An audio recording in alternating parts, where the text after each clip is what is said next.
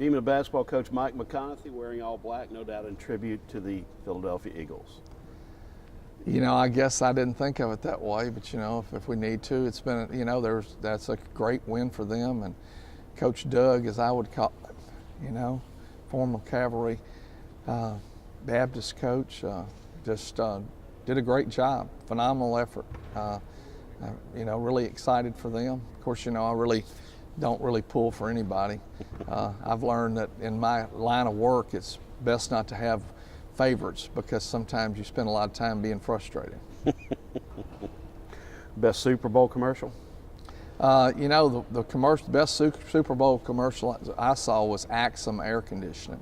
You didn't see that one. I missed that one. Yeah, you missed that one. Yeah. I'll explain it to you off air. Okay, very good. Well, let's get to basketball, something I know that I don't fully understand, but you have a better understanding of. And our Demon basketball team has action ahead this week. Lamar on Wednesday, Stephen F. Austin on the road on Saturday. Your team continues to flash signs that there's progress, but the end result isn't what you want. No, it's pretty tough. You know, I mean, you know, it's really, really tough. I mean, it's a very difficult place. I mean, kids, I feel like, are playing hard, but we have mental lapses to where we go back to where we were in November and December and the first week of January.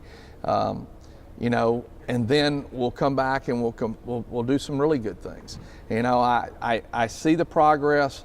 I saw some good things Saturday, but I saw some other things that weren't very good. We spent today an hour going over film and going through and looking at that, a whole game film instead of just clips of films, but they could understand what a bad shot leads to, what a missed block out leads to. And it always leads to something bad, you know, or a non-contested shot, you know. So we went through that, you know. I felt like that we progressed through that. I thought it was really good to do that. Sometimes you don't ever have enough time to do all the things that you need to do. Our skill level needs to be worked on. Every day we got to work on fundamentals. Every day we got to do work on the basics. You know, now we're into game preparation to where you've got 2 days to get prepared for your next opponent. Lamar is a remarkable team. They went through some rough spots, started off the season extremely well with like a 10-2 record, really playing well, had some nice wins, kind of went through a difficult time when Friendswood was out. They're very well coached. They got the best 4 and 5 combination probably in the league, and Friendswood makes them go, and if Garth is on, you got problems. Okay, you've got one of the best post players in the league in Ishmael Lane. That matchup Wednesday night will certainly be key.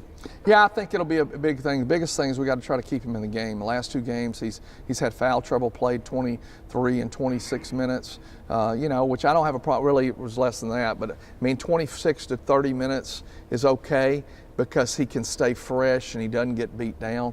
He had some points in our game against McConathy's to where he really took over, got the ball, tried to make some things happen, and did a really nice job. But he didn't get to the free throw line, but nobody really got to the free throw line. McConathy's got to it late, you know, in the second half. You know, if you look up there, we got 10 fouls before, you know, I could blow my nose. But, you know, other than that, we just didn't get anybody to the line. I mean, we actually shot a better 7 out of 11s, much better than we've been doing, but we didn't get to the line enough. So, you know, we've got to get him the ball. We've got to get him involved. Everything has to go through to him. Our offense needs to run through him. Early in the first half, I felt like that was part of the problem because guys were taking early, quick shots. He was not getting the ball. When he did get it, he scored. Well, you know, the irony of that, if somebody's getting the ball, you'd think you want to keep getting it to him instead of taking a shot that's really not a very, very good shot. So the want to is there, the will is there. It is completing plays and completing tasks to be successful. You got a boost Saturday statistically from Czar Perry, who seemed like he'd settled in a little bit in his 3rd game back. Yeah, I thought that he did a really good job. Speed was just what I thought it would be. I mean, he got to the bucket and got some layups, something that we really haven't had as many uncontested layups. I wish that we could get the ball up the floor and get some easy layups, and then if we don't get those easy layups, settle in and get the ball to Ish.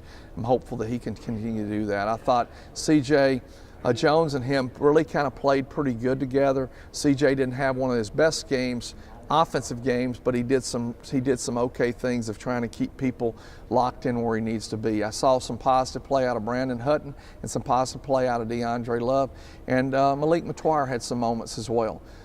So, we just got to be more aggressive. We got out-rebounded because they wanted it more. But I will say this, in the second half, we came out and rebounded the ball much better until the last 2 or 3 minutes whenever they went to the zone, and we shot, and we never got a second shot at all, and they were able to come down and do what they needed to do to take care of the game. The second time Coach Simmons has done that. McConathy's did a really nice job of going to the zone completely. We couldn't make the shots that we needed to make, and we had some. It's a 5-point game, got an open 3 to make it around 2 to 3 minutes, and we don't make the shot. Then it goes back up to 7, and then it climbed from there. So it was a much closer game than the end score. That really doesn't matter whether you lose by 1 or 50, but still we were in the ball game, and it was a really well-played game, I thought. We had 7 turnovers. Hopefully that can continue this week against Lamar, and then Saturday at Stephen F. Austin, a team that you battled down to the wire here with last month, and hopefully last time you went to Nacogdoches, you pulled out a win there. So always a great rivalry, always a severe test. Yeah, no doubt about it. I think both these are good rivalries. Tick Price at Lamar and then Kyle Keller at Stephen F. Austin. Both of them really do a nice job, and we've got to be prepared for them. I think that they're kind of different kind of teams, but then they're the same kind of team. They're going to get up into you offensively, defensively, make it really difficult for you to operate offensively. Offensively, they're going to run their cuts, trying to get guys shots, getting it into their 4 and 5 guys and run a power game.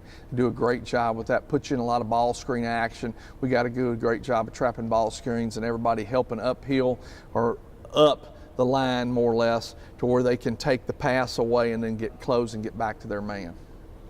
Coach, your team has gone through a lot of change this year. Has it improved from the start of conference season till now?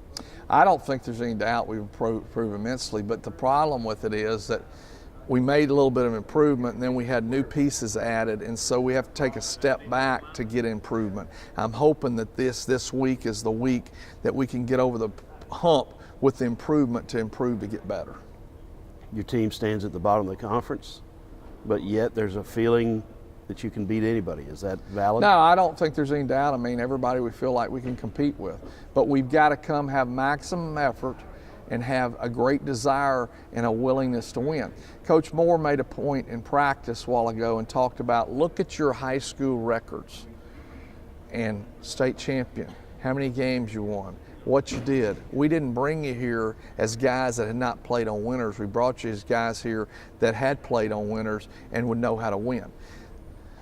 That's a difficult thing, though, because sometimes when players that have won, they have a hard time knocking the wall down when they get down like we're down, and they've got to continue to climb up the hill to get better. But the growth process, when you do get over that hump, I think if you go back to our 2002 team, we got better and better and better, and we ended up growing. It's very painful for me. It's painful for my wife. It's painful for the fans, but our fans are really awesome. I get so many positive comments because the guys are playing hard. But I will say this because it's interesting, because the previous 5 years prior to this year, we could really score the basketball. Maybe not as much last year, but we could score. And a lot of times I'd see people, well, y'all really can score, but you can't guard. Well, now we can't score, but we're guarding okay. Which one's better? Because if you can score the basketball, it covers up a multitude of sins. Paint covers up a multitude of sins on a wall. Scoring the basketball makes a difference. Today, I thought in practice, Sweeney came out and shot the ball better than he shot it all year. Why? Because he was in the gym yesterday working on his game. Everybody is back in the gym working, doing the little things. So I can see progress. We are going to make progress. Hopefully it ends up on the left side to where we can get that win and continue to go on and knock off some other guys.